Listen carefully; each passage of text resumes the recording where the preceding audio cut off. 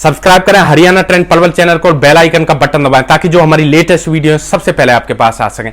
दोस्तों, जो हमारी भारतीय संस्कृति है उसकी इस दुनिया में एक अलग ही पहचान है। दोस्तों, हमारी भारतीय संस्कृति में अगर गांव की कोई एक लड़की होती है तो पूरा गांव उसे अपनी लड़की या अपनी बहन मान लेता है। लेकिन दोस्तों, अब हम पाश्चात्य संस्कृति की तरफ जा रहे हैं। आज के समय में ऐसा नहीं है। तो आज के समय में विकृत मानसिकता के लोग रहते हैं और जो आज की सच्ची घटना हम आपको सुनाने जा रहे हैं, इस घटना को सुनाते हुए भी हमें शर्म महसूस हो रही है कि हमारे समाज में ऐसी विकृत मानसिकता के लोग भी बैठे हैं। एक व्यक्ति ने राह चलती महिला को अपनी बहन बनाया, फिर उसके हाथों से राखी बंधवाई और फिर उसके पश्चात उस महिला की इज्जत को तार तार कर दिया। दोस्तों, आखिर इस घटना में ऐसा क्या हुआ, इस घटना की पूरी सच्चाई जानने के लिए आप हमारे वीडियो को अंत तक जरूर देखें। नमस्कार दोस्तों, मैं प्रेम सिंह महाबली, हरियाणा ट्रेंड पलवल चैनल में आपका स्वागत है।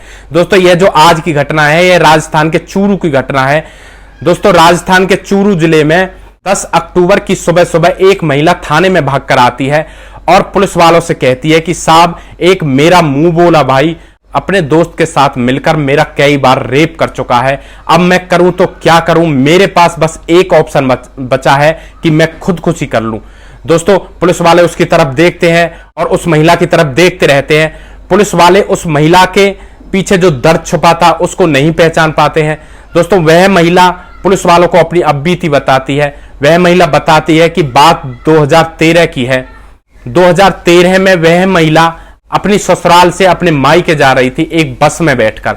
दोस्तों, वह महिला उस बस में जो 2 सीटर सीट होती है जिसमें केवल 2 आदमी ही बैठ सकते हैं, उस सीट पर बैठी थी।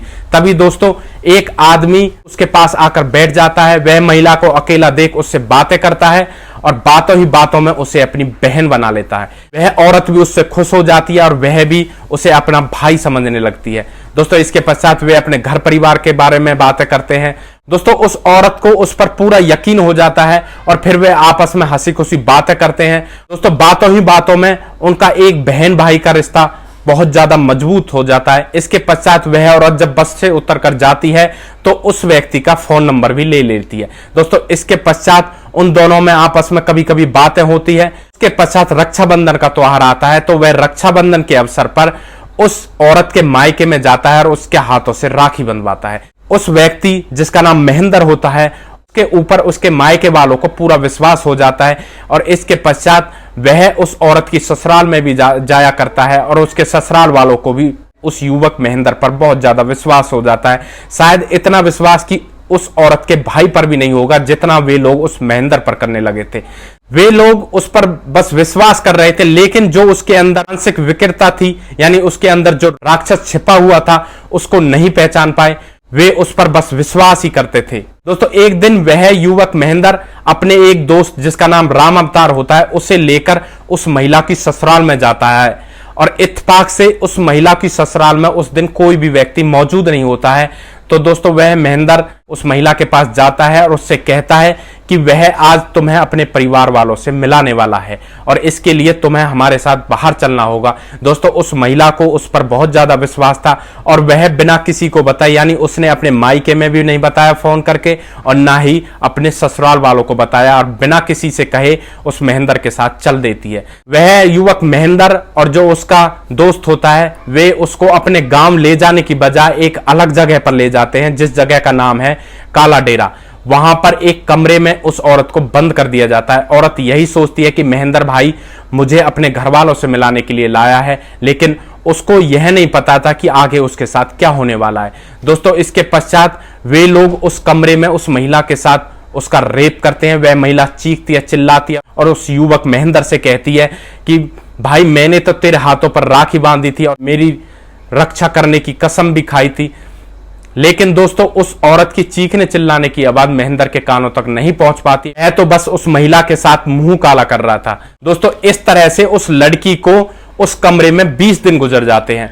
जब दोस्तों 20 दिन गुजर जाते हैं तो इधर उसके ससुराल वालों को जैसे ही वो लड़की गायब होती है तो उसके ससुराल वाले परेशान हो जाते हैं और फोन करके उसके मायके पूछते हैं कि वह यहां पर आई थी क्या। लेकिन दोस्तों, मायके में भी वह नहीं पहुंचती है तो मायके वाले भी परेशान हो जाते हैं। फिर वे सभी मिलकर थाने जाते हैं और थाने में जाकर उस युवती की गुमशुदगी की रिपोर्ट दर्ज कराते हैं। दोस्तों, पुलिस इस मामले की तरफ कोई भी ध्यान नहीं देती है। पुलिस सोचती है कि वह एक शादीशुदा महिला थी और शायद अपने प्रेमी के साथ भाग गई है। दोस्तों, अगर पुलिस इस मामले को गहराई से लेती, अगर उस औरत की सीडीआर निकलवाती या उसकी फोन की लोकेशन को ट्रेस करती, तो शायद उस औरत को काफी समय पहले ढूंढा जा सकता था। लेकिन दोस्तों, पुलिस इस मामले की गहराई में नहीं जाती है और पुलिस इधर उधर उसकी तलाश करके बस चुप बैठ जाती है। महिला को वहां पर 20 दिन हो चुके थे, तो 20 दिन बाद वे उसे छोड़ देते हैं और उससे कहते हैं कि अगर यह बात तुमने बाहर किसी से शेयर की तो हमने तुम्हारा वीडियो बना लिया है और तुम्हारी कुछ आपत्तिजनक फोटो हमारे पास हैं। अगर यह बात फैली तो हम इस वीडियो को वायरल कर देंगे और तुम्हारी बात सबको पता लग जाएगी और तुम्हारी बदनामी होगी। दोस्तों, डर की वजह से वह महिला कुछ नहीं कहती है और सीधे अपने घर जाती है और घर जाकर कि गुमशुदगी की रिपोर्ट थाने में दर्ज थी, तो वह थाने में जाती है और थाने में जाने क्या बयान देती है इस बारे में तो पता नहीं लगता है। लेकिन फिर थाने से आकर वह अपनी ससुराल में रहने लगती है। मार्च के बाद अप्रैल आता है, मई आता है और फिर जून आता है। दोस्तों, जून का महीना आता है और जून के महीने में फिर से उस महिला को महेंद्र के द्वारा बुलाया जाता है और उससे कहा जाता है कि तुम्हारे जो वीडियोस वगैरह, जो फोटोज वगैरह हमारे पास हैं, हम उन्हें डिलीट कर देंगे हमेशा हमेशा के लिए। दोस्तों, उस महिला को एक गली में बुलाया जाता है और वहां से उसका अपहरण कर लिया जाता है और फिर उसी जगह काला डेरा ले जाया जाता है और वहां पर उसके साथ फिर से यही कृत्य किया जाता है। उसको अब की बार यहां पर उसको 15 दिन रखा जाता है और 15 दिन के बाद फिर छोड़ दिया जाता है। दोस्तों, इसके बाद जुलाई आती है, जुलाई के बाद अगस्त, सितंबर, फिर अक्टूबर का महीना आता है। तो दोस्तों, अक्टूबर को फिर से उस महिला को बुलाने की कोशिश की जाती है, लेकिन इस बार वह महिला फैसला कर लेती है कि अब की बार वह वहां पर नहीं जाएगी। अब की बार वह सीधा पुलिस थाने जाएगी और पुलिस को इस सारी सच्चाई के बारे में बताएगी। दोस्तों, यहां पर जो डिसीजन उस महिला ने अब लिया था, इस डिसीजन को उसको बहुत पहले ले लेना चाहिए था, तो शायद उसके साथ आगे यह गंदा कृत्य नहीं होता। तो इसके पश्चात वह महिला थाने में पहुंच जाती है और जो थाना इंचार्ज होता है उसके सामने सारी सच्चाई बता देती है। पुलिस वाले भी यह सब सुनकर हैरान हो जाते हैं, उनके रोंगटे खड़े हो जाते हैं और पुलिस इस मामले की छानबीन में लग जाती है और छानबीन के बाद उन तीनों आरोपियों को अरेस्ट कर लिया जाता है और उनके खिलाफ रेप का मुकदमा दर्ज करके और अपहरण का मुकदमा दर्ज करके उन्हें जेल भेज दिया जाता है। दोस्तों, इस घटना के बारे में आप क्या कहना चाहोगे?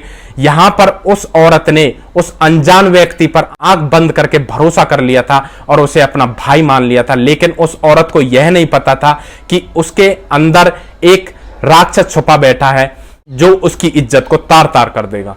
दोस्तों, पुलिस इस मामले में उन आरोपियों के ऊपर गंभीर धाराएं लगा रही है ताकि कोई भी ऐसी घटना को अंजाम ना दे सके और किसी की बहन बेटी के साथ ऐसा ना हो सके। दोस्तों, इस घटना में उन तीनों आरोपियों को क्या सजा मिलनी चाहिए, आप अपनी राय हमें कमेंट बॉक्स में दे सकते हैं। दोस्तों, इस तरह के वीडियो हम आपके सामने इसलिए लेकर आते हैं ताकि इनसे आपको कोई सीख मिल सके और भविष्य में इस तरह की घटना होने से पहले ही आप सावधान हो सके। दोस्तों, अगर आप लोगों को हमारे वीडियोज अच्छे लग रहे हैं तो हमारे वीडियोज को ज्यादा से ज्यादा शेयर करें और जो हमारा चैनल है हरियाणा ट्रेंड पलवल, उसको सब्सक्राइब करें ताकि हमें भी आगे बढ़ने का मौका मिल सके। आप लोगों का आशीर्वाद भी हमारे ऊपर बना रहे। दोस्तों, नेक्स्ट वीडियो में एक ऐसी सच्ची घटना के साथ आपके सामने फिर से हाजिर होंगे। तब तक के लिए आप सुरक्षित रहें, सावधान रहें, रिश्तों की अहमियत को समझें, परिवार का ध्यान रखें और ऐसे आंख बंद करके किसी के ऊपर भरोसा ना करें। सतर्क रहें, सावधान रहें। जय हिंद, जय भारत।